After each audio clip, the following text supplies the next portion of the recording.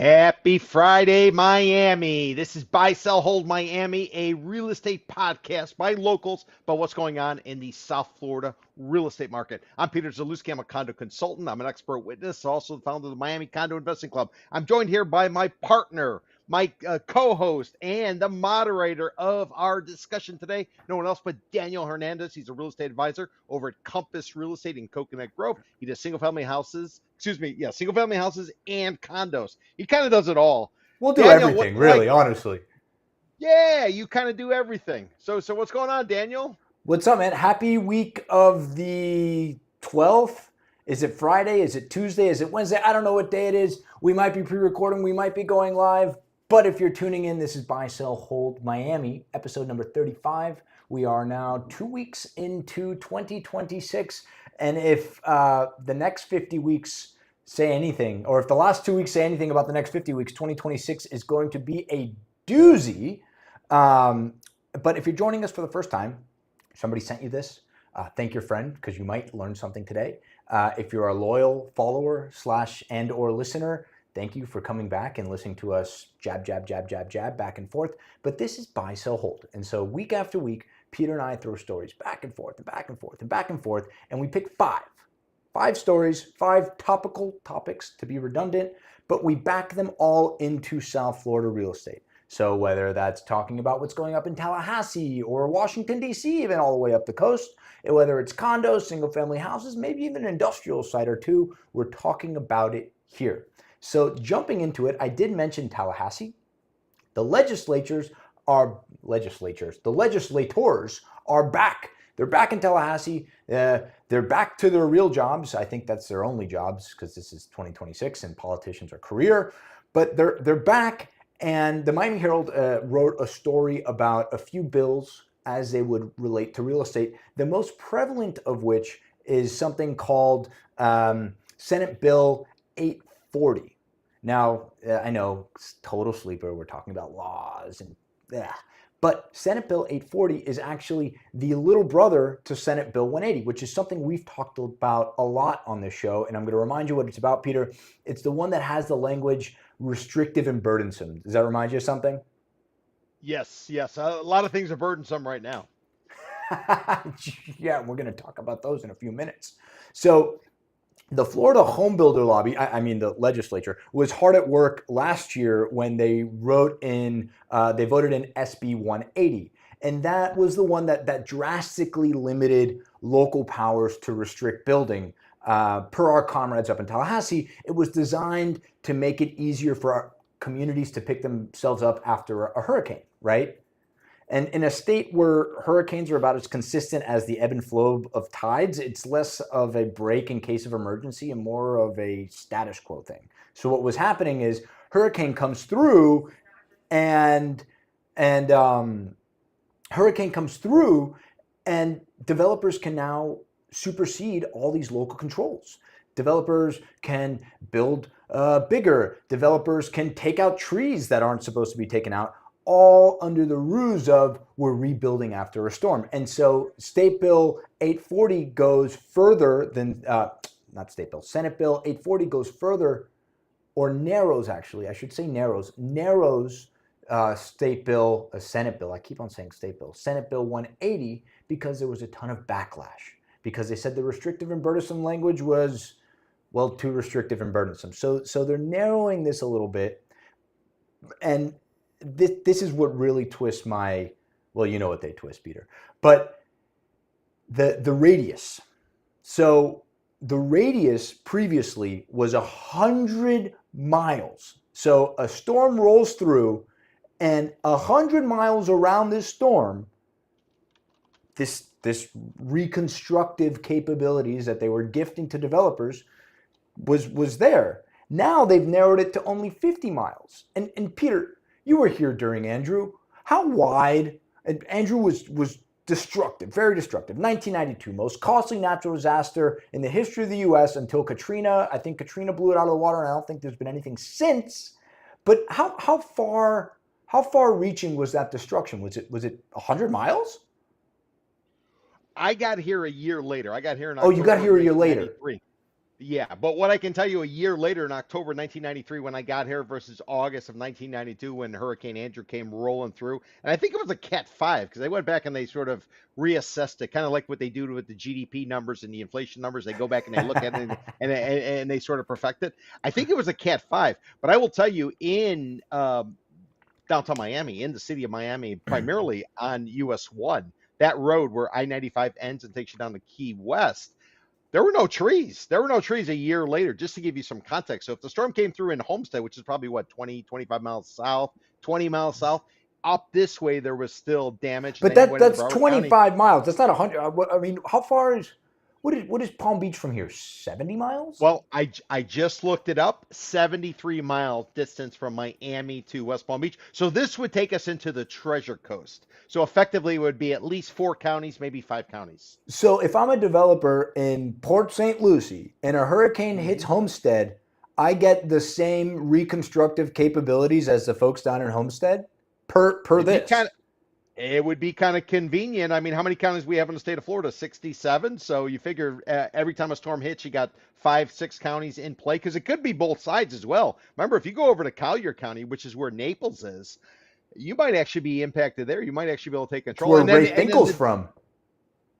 and Daniel, here's the key. How are they going to know what the point of reference is? By the way, NOAA just cut a bunch of funding, or the feds cut a bunch of funding for NOAA, which tracks all the hurricanes, I don't even out know there where by hurricanes are anymore. now it can effectively be by state. Listen, this is part of the overall movement that's underway. One, it began with property taxes. Let's eliminate property taxes. Nobody needs to pay property taxes if you're homesteaded. Let's give Tallahassee the ability to make the decision. This is let's do live local. Live local basically says you can override any kind of local zoning, planning, all of that type of stuff, and as long as you're allocating a certain percentage of units for renters. Why? To promote development. And this is another step. This is all about stripping away the power locally, putting it all in the hands of Tallahassee and letting them decide who is right, who's wrong. And if you're not right and you're not wrong, you're not getting the financing that or the funding that you might feel as if you're qualified for because we don't have state income tax. Everybody's making their money off of property taxes. That's what drives these economies. That's what gives them their independence to make the decisions they like to make. And sometimes you get a situation like Miami-Dade County, which is dominated or is run by a mayor of the county who is a Democrat, and now the mayor of Miami who's also a Democrat, and most of the people up in Tallahassee, which is where our state capital is, way the hell up, it's probably a 6-hour ride. They're all hardcore Tallahassee. Republicans. Yeah, well, but exactly. So this really seems like they're stripping the power away. They're taking they're mimicking what's going on in Washington D.C., where if you're in a red state, you get great stuff, and if you're a blue state, they send in the guy with masks to go in there and kick indoors. That's what it seems like. That seems to be the movement, and do not look past anything more than the fact that this is a power grab from my perspective.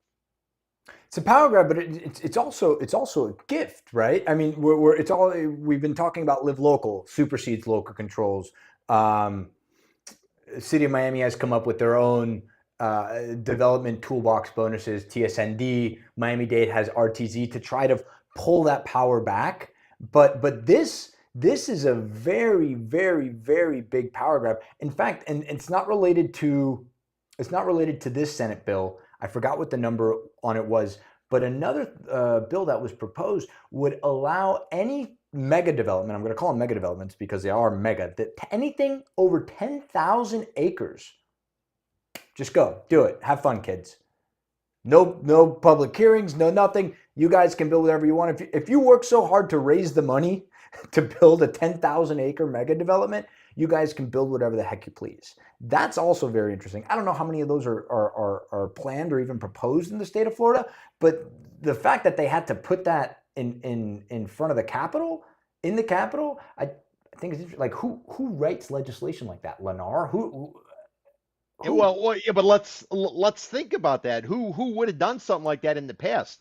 Old man Disney, Walt Disney, isn't that effectively what he did? Maybe there's some big project coming down the pike. Remember, up in the northern portion of Florida, Port St. Joe or St. Joe Corporation, the one that owned all the timber and was doing all that type of stuff.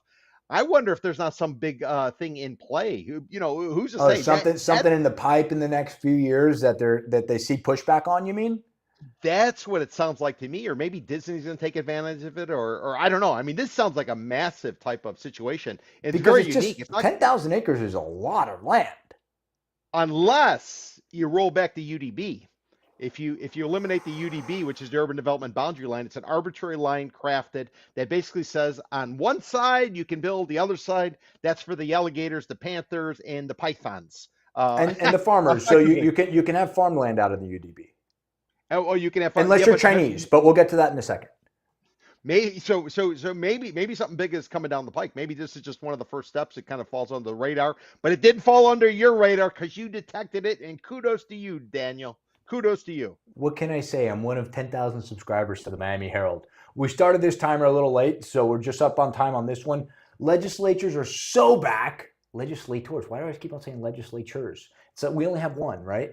The Florida. Well, yeah, but they all kind of move unanimously. So virtually both are the same. Fine. Buy, sell, hold. Are they going to get I'm a anything done? Is anything going to be productive here? Or is Daniel Perez and apparently Ronnie Boy ain't picking up Daniel Perez, Speaker of the House, Daniel Perez's phone calls. Ron DeSantis, the governor, the lame duck governor of Florida, on his way out, and a gentleman out of what? Isn't he out of Hialeah, Daniel Perez, Speaker of the House? No. I don't think. Is he at Hialeah? Really? No, I don't think he's Yeah, local. Is he? He's definitely down No, here. really? Yeah, I think so. Bear with me. This is called real time at Daniel Perez.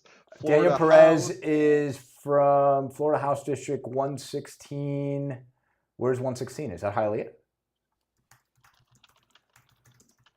District 116 is Miami-Dade County. Yeah. Westchester. Westchester. Yep. Westchester. It's out there, the same place that Pitbull, Mr. 305, comes from. Our Better Hot Dogs. I thought Westchester. Pitbull was from Homestead.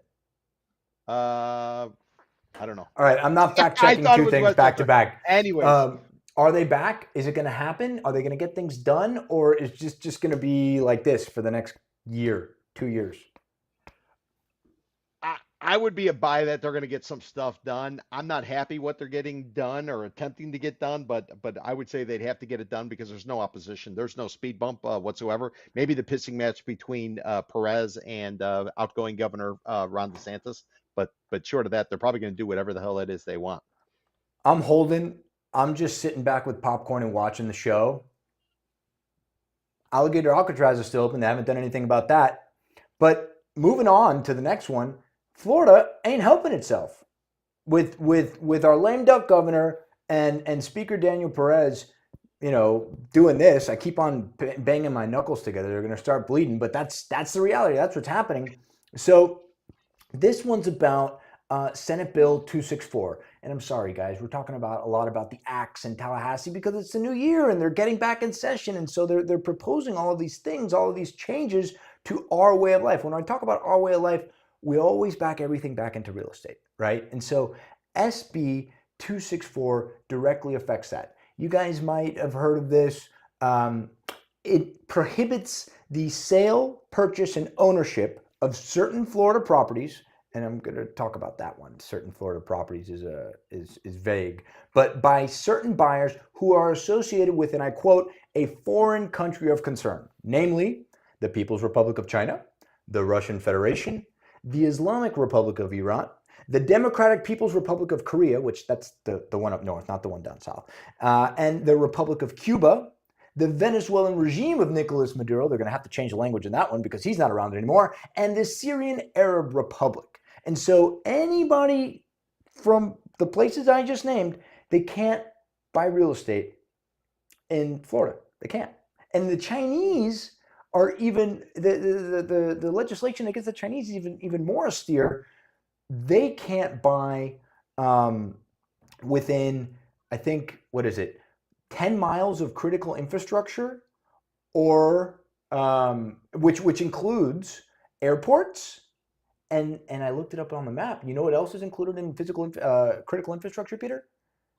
It's like armories or something, right? No, dude, electrical substations. So they can't buy anywhere. There's an I'm spitting distance from like 5 electrical substations.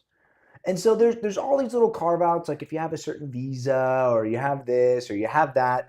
But if you're one of these peoples you can't own here. And we have, at least here in South Florida and Dade County, we have such an influx of foreign capital who want to buy real estate here. So what the heck? Where's Miami Association of Realtors? Hello? Like, I hear nothing out of these guys. And granted, there are bad people from the places I just named. I'm not going to run through the list again. There's like 7 or 8 of them. But if there's legitimate capital trying to come here, trying to build businesses, trying to spend money, why are we just sort of laying down and saying, all right, fine, nobody can buy here? China's the second largest, if not the largest economy in the world. We should come buy some condos, man. How many months of supply we got, Peter? South Florida, 12 months. Downtown Miami, about 18 months of condo supply. That's what I'm saying. So what can we do rather than just rest on our laurels and hopefully cross our fingers and say, well, I hope the Latinos keep on coming. This is really a movement towards, I mean, how else do you say it? It's kind of inward looking nationalism, if you will, in that you don't want people coming from abroad. This is what they do in foreign countries. This is why certain foreign countries, people might want to invest, but they're not able to because they have all these rules and they have to buy in the form of an LLC and this and that. We're supposed to be a capitalistic society where basically anybody can come in here as long as you come in here legally. That's the big thing. You do it right. You ought to be able to participate. I don't know why they're, carving out these certain groups. And then what do you do with a carve out like Venezuela, where we are now, according to President Trump, running Venezuela? So if we're running Venezuela, well, Venezuela's safe now. We can go back if you want to go back, right? Don't worry about your TPS status. And if you also hear, I mean, apparently we're going to be running Cuba very soon as well. So I don't know how they would still be on the list. I don't know. All of this is just sort of confusing. It sounds like it's about beating the drum of nationalism. We got to be strong, and we got to do this and we got to do that. But at the end of the day, we don't have state income tax. We run our economy based on real estate transactions. Why would you? We need more real estate transactions. Yeah, exactly. That's what I'm saying. So maybe listen. Maybe the flip side is now because of what's going on and President Trump moving to try to eliminate supposedly big investors from owning single-family home rentals. Maybe this is a movement towards bringing affordability in place. Maybe it's a movement towards reducing prices because you don't have as many people to buy. Quick question. Other than Syria, which I thought President Trump has recognized because they have new leadership. How come there's no other countries from the Middle East that potentially are on that list? I just kind of find it interesting. Where's Yemen? I don't know how many Yemenis are going to be buying here. Why aren't they on the list? Why don't we have more countries in Africa? Well, how are we handpicking these particular countries? It doesn't necessarily make any sense to me. Not to get political, but where's Russia? No, Russia's on there. Russia's on there. Oh, Russia's on the list where they can't buy. Yeah, They can't. yeah. So the way it is that they cannot purchase within an exemption permits foreign principals who are natural persons with a valid non-tourist visa or who have been granted asylum to purchase one residential real property as long as the property is less than 2 acres in size, which is every condo, and not within 5 miles of a military installation. So the only ones who can't do that, I believe, are the Chinese. If I'm reading that correctly. The Chinese has a more restrictive. But do you see what they're doing? They're putting layers on it. I mean, what has the United States always been about? It's about efficiency. It's about you get it done. It's transparent. You can figure it out. There's peace of mind. That's where you park your money here. When you start adding these various layers of this and you can't do that, and then it's this size and that. I mean, the only thing you're doing is money in the water. Why would any investor potentially want to come in here, especially with the current climate, the immigration climate that's currently in place, the affordability issues that are currently in place? Now, granted, the U.S. dollar has gotten weakened, so maybe that would be sort of an incentive, but it's just complicating the whole thing, and I don't understand. I'm a First Amendment, say whatever the hell you want, and I'm a real estate buy whatever the hell you want from my perspective and figure it out after the fact. So I would be completely opposed to this. I know it's already in place, but to me it's not logical. It doesn't make sense. unless there's some ulterior motive. And do we really need to protect ourselves against all this type of stuff? I mean, given the fact our technology, which we proved by going into Venezuela and snatching and removing the president of Venezuela, and if you listen to Yeah, reports, nobody why even know not what's just let coming. somebody buy here, and if they do bad stuff, then you just take it away and put them in jail. Yeah, they're tracking everything. So I mean, what's the point? It seems short-sighted. It seems more like propaganda. It seems more like beating a drum of nationalism that we got to be strong and we need to be afraid of everybody. That's not the way the world is. Granted, there's bad places, but a lot of times if you go abroad, people are good people. Everybody wants the same thing. They want hope. They want school for the kids. They want to be able to eat. They want a roof over their head. This whole idea that we need to be afraid and scared and all these people are going to do these bad things. I've traveled to more than 50 countries around the world, and I will tell you, the only people who are pushing this type of mantra are those who, if they have a passport, they've been very limited in travel. Because once you go abroad, you know how people are, and this is just a whole bunch of ways to get people excited about virtually nothing. Now, did September 11th happen? 100%. Are there going to be other issues? 100%. But what are we supposed to do? Get in a silo and be afraid of everything? No, I we're think that supposed is to buy more outdated. condos. We're supposed to, yeah, but hey, so let me ask you a question. So can a developer from any of these countries, can they actually put up something? Or if they have any money coming in the form of seed capital, if they have any money They in the form have of to. lending? I saw this. They can't have more than a 5% stake in equity. They can't have more than a They, 5% stake in it. but they could finance it and then have that financing get converted, I would imagine, downstream. I I mean, we have some, This is a question for an immigration slash real estate attorney, or yeah, maybe a real estate attorney slash immigration attorney. But I gotta imagine there are so many loopholes around this thing. it's got to Um, be. This is so ridiculous. many. It's completely ridiculous. I don't see what purpose it's going to serve. It's just it's nationalism from my perspective. We got to be afraid of everybody and we got to look inward, which is always a losing proposition if you look back in history, at least of the United States. Florida ain't helping itself. Buy, sell, hold. I'm a buy. It ain't helping itself. I, I would be a buy as well. I'd be a pound the table buy on that one. What else are we buying? We're not buying anything. So Miami-Dade College conveys land to the Trump Presidential Library, and then, but Peter, something good is happening. Something good. I got something good for us today. You know who I'm talking to. If we're bullish on Calle Ocho. It sounds so gringo because I am gringo. What the heck? So on 8th Street, across the street from Ball and Chain, District 3 in the city of Miami, formerly Joe Carollo's district. Now it's Rolando Escalon. Rolo. Congratulations, buddy. Bought, bleh, he beat Frank Carollo, Joe Carollo's brother, in the runoff for the District 3 Miami Commission seat. Why am I talking about this? Because the Tower Theater, which is a theater that was built, what was a theater built? 100 years ago, in the 20s? Let's see. You got me on that one.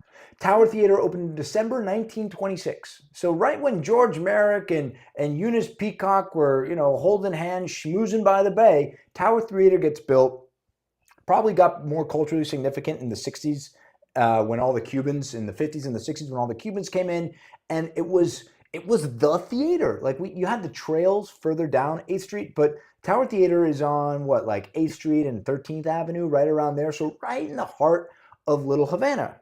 And I found a fun fact. It was the first movie theater in South Florida that showed a film with English language film with Spanish subtitles, because there was so much demand. There was such a Latino culture there that, hey, you want to watch the right stuff in Spanish? Go to the Tower Theater, right? And so after nearly 60 years of continuous operation, theater closed to the public in 1984. So this is 40 years ago already. In 1991, city leaders purchased the abandoned theater with hopes that it would revitalize Little Havana. They spent about $3 million to do so. And then in 2002, and I'm just going through my notes, the city of Miami handed management operations to Miami-Dade College under a lease agreement. And that's okay, 24 years ago. Enter the Joe Carollo era. And if you don't know who he is, because you haven't been watching our show, just Google him, scroll past all the pages of lawsuits and scandals that you might come across. And this is what I'm going to talk about now. So in September 2022, two resolutions appeared on the commission agenda, both sponsored by Carollo. that would have handed control of the tower and its parking lot to an organization called the Bay of Pigs Veterans Association, Brigade 2506. The plan included building affordable housing on the property and a museum commemorating the Bay of Pigs invasion. The problem is that the veterans group wanted nothing to do with it. And I'm pulling a quote, "We have nothing to do with that. The brigade didn't ask for that. We don't want the Tower Theater. That's not our business. We know nothing about movies." So in January 23, we're moving along, the city assumed direct operation of the Tower Theater. Initially, it was managed by Corrio's district. That went over like, bleh. They gave them $800K in funding. God knows where that went. It was disastrous, and it fell into total disrepair. So now we're in 2026. We got Rolo Escalon. We got Mayor Eileen Higgins, and one of their first acts, coming into the city, is giving the theater back to Miami-Dade College, so that it was just sitting there. It was such a disgrace. It was kind of like what happened with the Coconut Grove Playhouse, right, Pete? That's exactly right. And to give people context about Calle Ocho or 8th Street, it's effectively turned into this real tourist destination. Now you'll see the red double-decker buses coming through there. They're just bringing people over and over and over. They say it's the closest thing you can get to go to Havana while still in the United States, that type of thing. So effectively, here's how it plays out. People come into Miami, they stay in South Beach or they stay in downtown Miami. They take the tour bus around, and they always want to go to Little Havana. They want to go to Little Havana, the buses bring them in. And what's happened over the course of time, you had a couple little places, and it's grown and it's grown and it's grown. And now you have the Ball and Chain there, and you have El Pub there, and you have what I love, they have a Little Havana Tourism Center, which is actually privately owned. Some people were smarter. Well, that's what they wanted to turn the theater into. They wanted to turn it into like a tourist trap.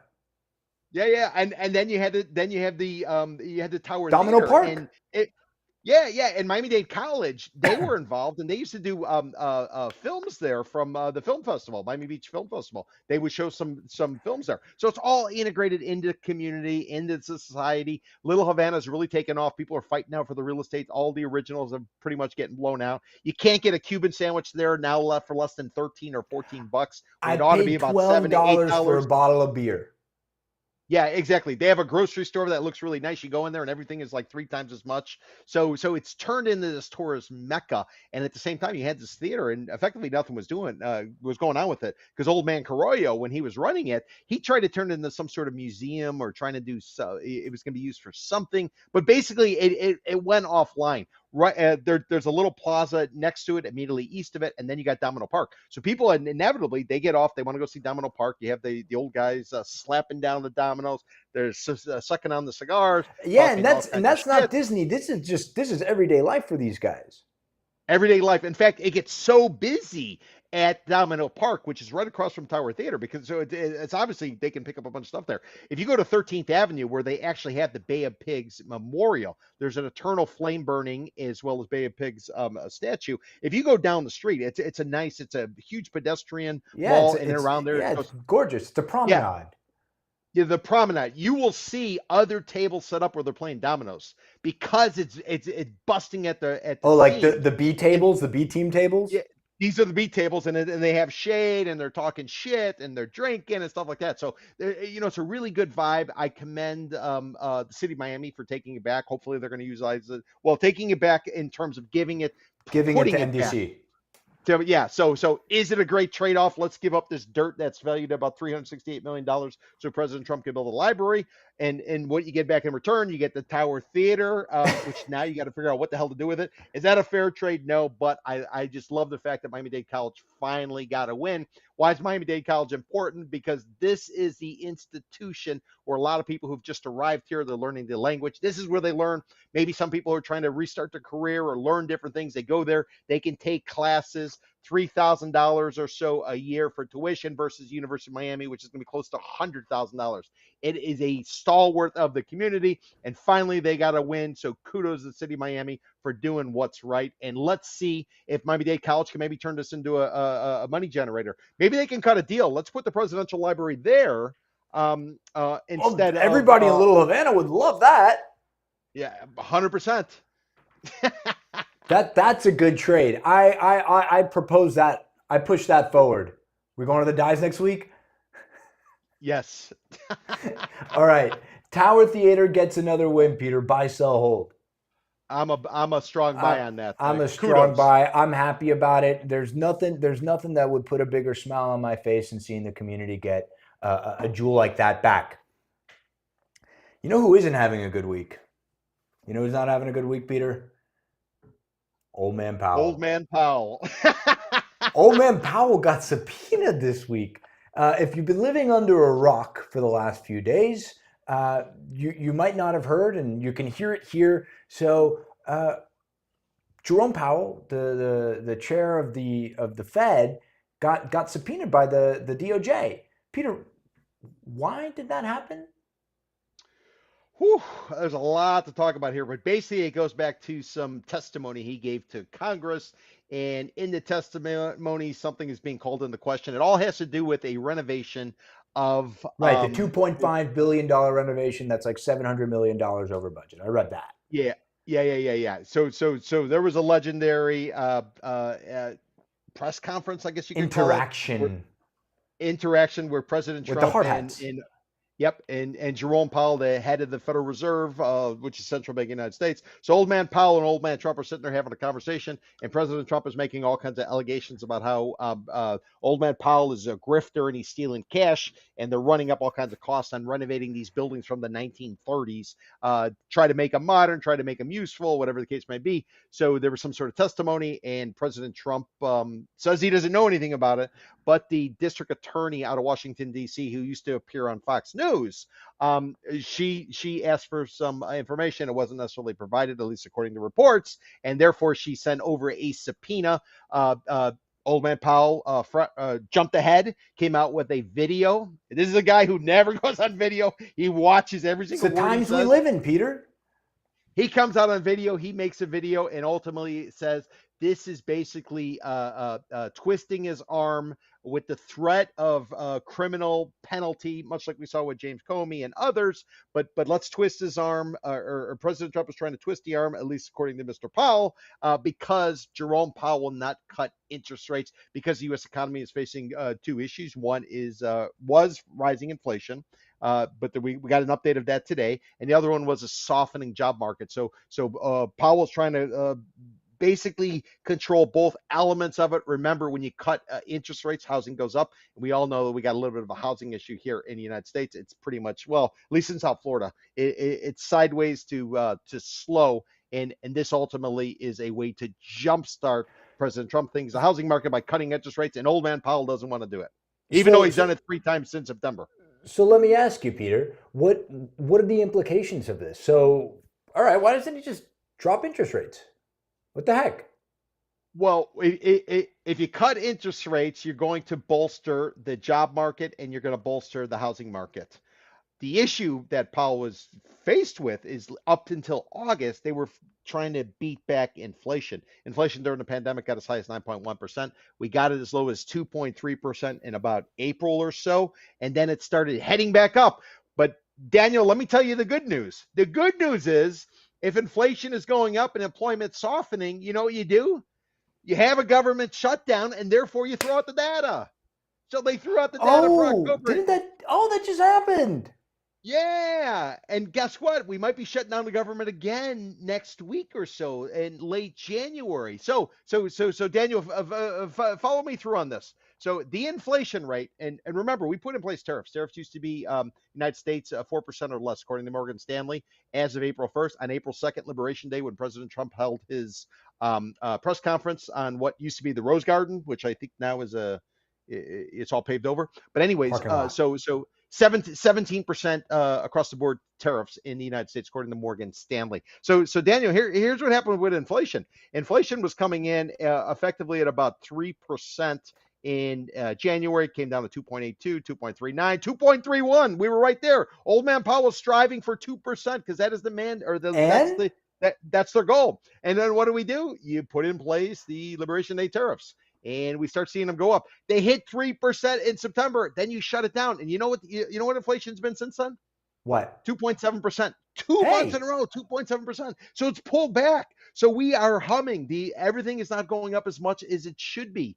At least it had been. So then the question becomes, why isn't it going up? Is it because the economy is slowing? Is it because people don't have money in their pocket, at least those on the lower end of the capital K in terms of the economy in? Or is maybe somebody working with the What was that? data? What Because was if that?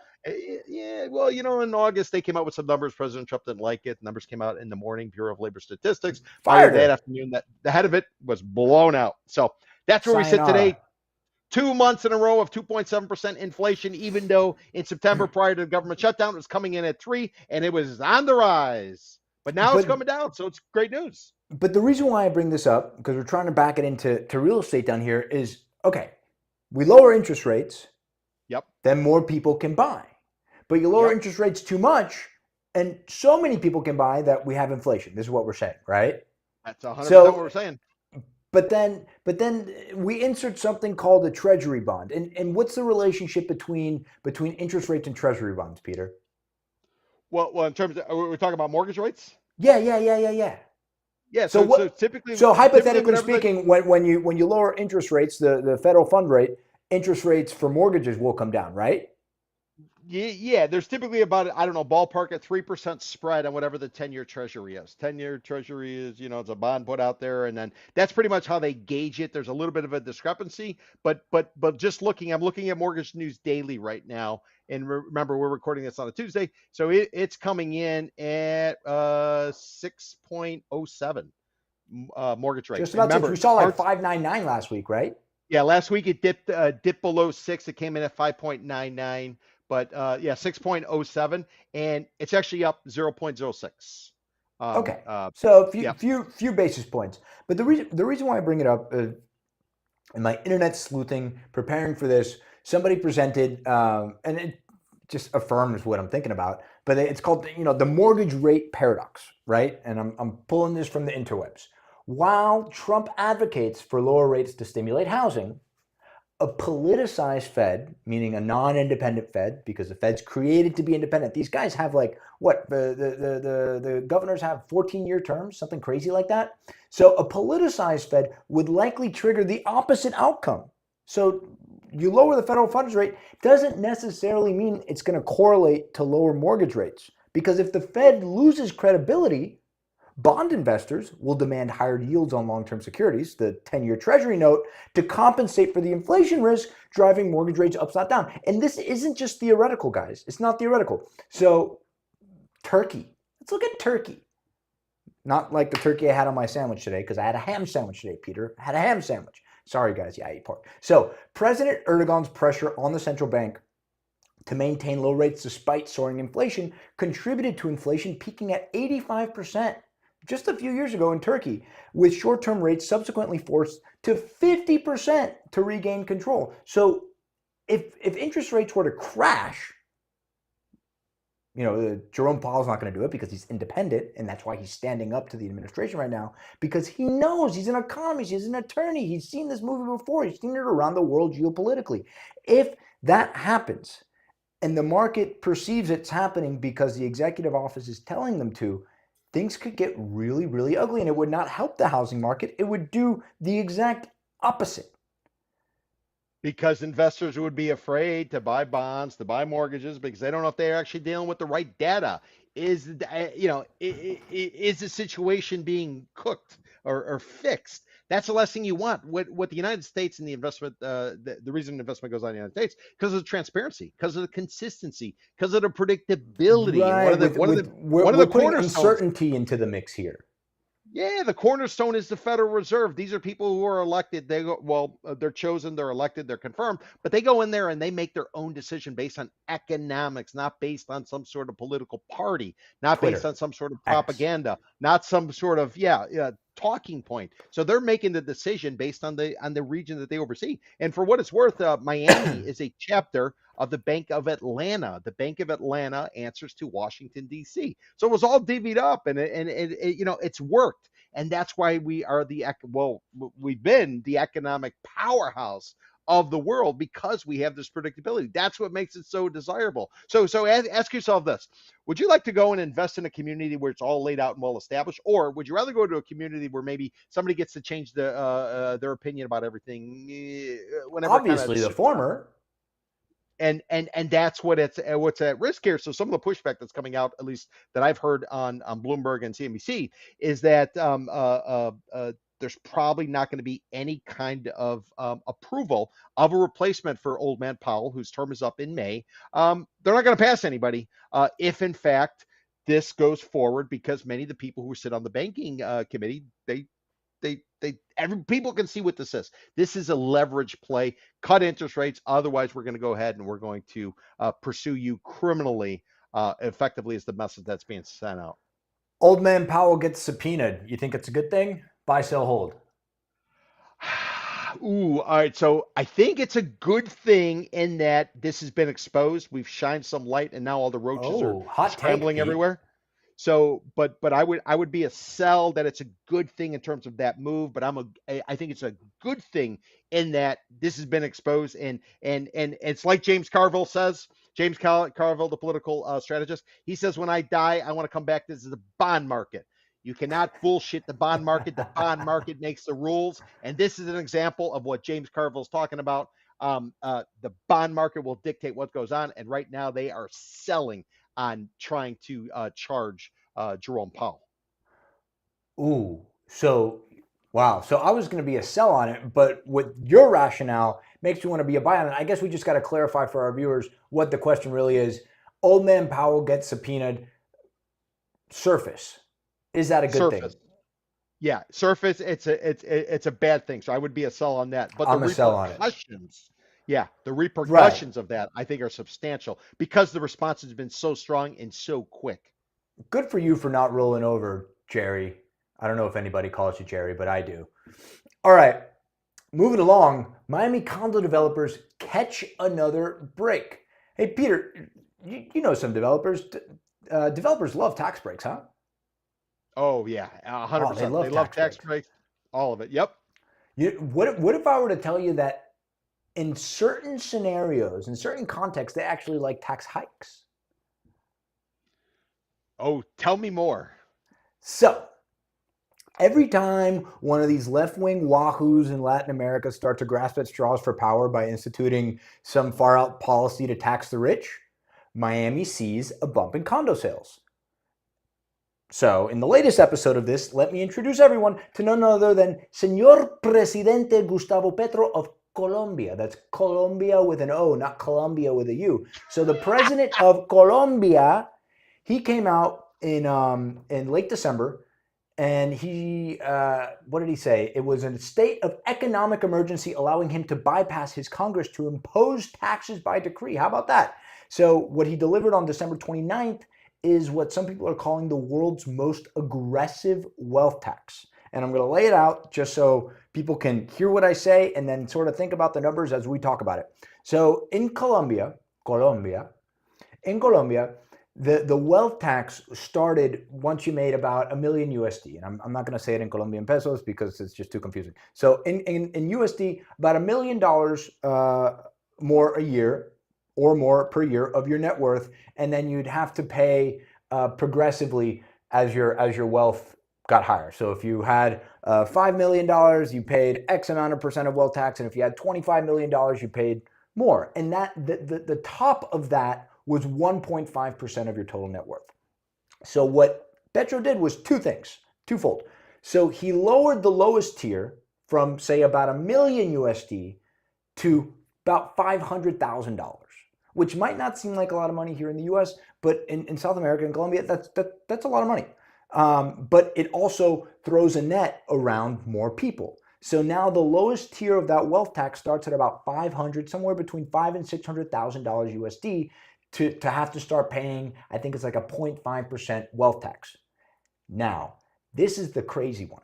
Ready? If you are in the top tier, so I think it's like 20 million, 25 million USD of your net worth, that top tier tax rate goes from 1.5% to 5%. So any old blue-haired, old lady, old money family in Colombia that still flies around in private jets and has the properties all over the world, if they have their money held in Colombia, that's a tremendous blow. I mean, that's akin to what they're talking about doing in California, but in California, they're talking about taxing people that have over $1 billion. This is a fraction of that, a mere fraction of that. So I'm looking at that saying, whoa, if I'm a Miami developer, we're marketing in Colombia, baby. Absolutely, marketing in Colombia, and we always see this over and over and over. In the early 2000s, you had a lot of Argentinians come up this way, and the reason the Argentinians came because you had the dollar and the peso. It was suddenly decoupled, and because of that, the Argentinian economy went into the shitter, and many Argentinians came up. A lot of them congregated in and around the North Beach area, 71st and Collins. So yeah, Yeah. every single time this happens, this has been the safe harbor. This has been the place where people from Latin America and the Caribbean they come. I mean, look at our populations. Whether it be the Cuban immigration, whether it be the Haitian immigration, the Colombian immigration. Remember, there was a civil war going on in Colombia for north of 50 years. And by the way, President Petro of Colombia, he's a former guerrilla. He is a Marxist. He was in something called M19. This is a guy who was in the jungles, if you will, and fighting for trying to, si se pueda, keep everybody the same, and stuff like that. So I'm not surprised that he's trying to go after the wealthy because Colombia has really been prospering ever since, I would argue, the United States worked with Colombia to sort of drive out many of the narcos, at least on the surface, drive them Yeah. into places like Venezuela, and basically help contribute to what Venezuela and potentially Ecuador sort of are suffering through. So yes, this could be a good thing for Miami in general. However, we got something called Alligator Alcatraz, which is located 50 miles west Yeah, of no, no, Brickell City Center.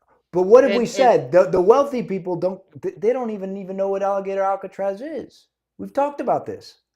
we've talked about it, but the more that you start It's seeing still guys with there. masks on, going house to house, kicking indoors, trying to grab people, basically in a market that supposedly has some sort of risk. How are you going to park your money here? How are you going to put your money in the United States if, in fact, you're dealing with this current climate? That's why I'm very curious to see what's going to happen with the FIFA World Cup that's coming up very soon. We're going to get a good read on it. I know, and I'm waiting for the latest numbers to come up. But Miami International Airport traffic was down in the first half of the year compared to previous year. So I'm waiting to see what happens. I mean, it might ultimately be a great thing for the United States. Maybe some people will come in here and invest, but I got a feeling they're probably looking more so at Spain, or they're looking at some other traditional places rather than the United States, given the climate. And it's not that they don't like Miami. They love Miami. This is their second home. Many of them come here. They go to Disney World when they're growing up. They're up in Orlando. They're shopping at Dolphin Mall. They're doing all this other stuff. I just don't know what the vibe is like. I don't know. I mean, if it were me, I would not put my money here if I was coming in, and I sort of fit the climate of those that are being targeted right now by ICE. Personally, that would be my take on it. That's a very interesting take. I still think that developers are really giddy about this new tax regime in Colombia. I mean, 49% of pre-construction condos. I think that actually jumped to 52% were purchased by foreigners. Well, The last numbers came out, I think, in November from Miami Realtors. I think it's jumped to 52%, or so 52% of pre-construction condos are bought by foreigners. And then if you go into some markets like the CBD, downtown, where all those short-term rental buildings are going up, like West 11, the Miami World Center, 95% of those buildings are being bought up by Latinos. yep. Um, and so that's before this tax regime. And so, despite Alligator Alcatraz, the foreign pre construction condo share went from 49 to 52%.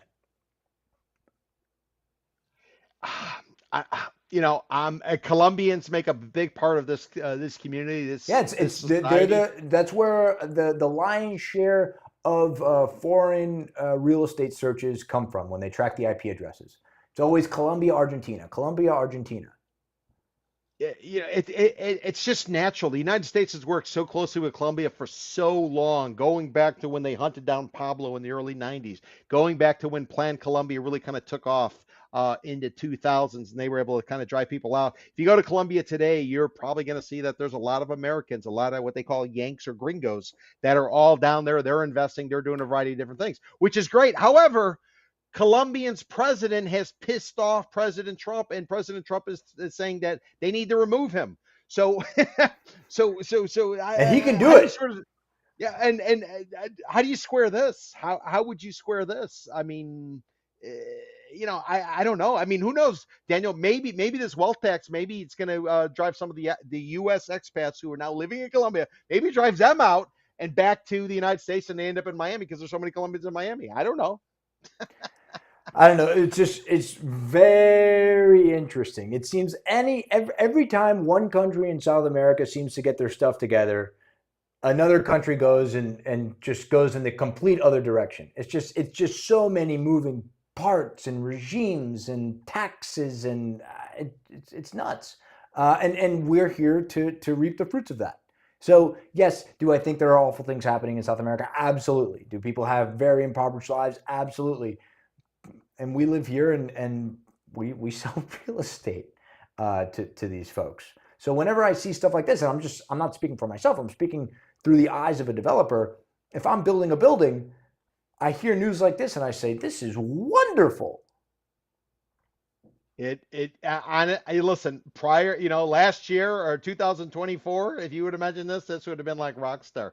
Now everything is sort of up in the air. And I'm not saying the path we're on is the right path or the wrong path. I'm just saying from a predictability perspective, because There's what does every so company much want? uncertainty. What does every company want? What does every investor want? They want predictability. They want certainty. They at least want to have visibility. And I would tell you, you got no visibility right now whatsoever. And therefore, it might be a good move. But, if you got to spend the money today, if it's me and I'm in Colombia, I'm burning my cash in Spain rather than the United States. I might even look at, well, I don't know about Canada. It's way too damn cold. Canada, get out of here, Peter. Remember, Panama had a movement for a while where they were building. I mean, if you ever went to Panama, Panama looked like Brickell Avenue. If you were in Panama That was City, just for the money that was too dirty for Brickell. I'm just saying, the United States has a little bit of an asterisk on it, and I'm not saying long term it's going to have the asterisk, but right now, if I'm coming from Latin America, given the current climate in the United States, I am simply paying a premium to stay in a hotel, and I'm not buying a condo here because I don't know what could happen. I don't know if I could get mixed up in some sort of dragnet. I would avoid it. I'd be a tourist here, and that's it. I would not be investing my money if I was coming from Latin America right now. All right, so Miami condo developers get another break, buy, sell, hold. I'm a hold. You're a hold. You're going to wait and see. I think it's going to be a flood. Really? Yeah. Wow. I think it's going to be a flood. I'm buying. I'm bullish, Peter. What do you want me to say? I listen. I hope you're right, because Lord knows when the TPS expires, the temporary protective status, a lot of people are going to be shown the door real quick. According to some of the numbers, we're talking hundreds of thousands of people. So in a county of no, Maria Elvira Salazar will protect everyone here. She's so good to her constituents. Anyway, all right, fine. I gave her a little jab there. That's fine, folks. That is the end of our show today. It is the week of January the 12th. I'm not going to tell you exactly what day it is, but Peter slipped and told you it was a Tuesday. So yeah, guys, it's a Tuesday, and we pre-recorded it. Sue us. I'm kidding. This is YouTube. This isn't CBS. You can't cancel us. My name is Daniel Hernandez. I'm a realtor at Compass. My co-host over here, Peter Zalewski, Miami Condo Club. Peter, shameless plug for the tour this weekend. Saturday, we're going out. We're going to walk about 4 miles, take about 3 hours, and we're going to tell stories about developers' projects, and I'm going to teach people how to analyze condo projects.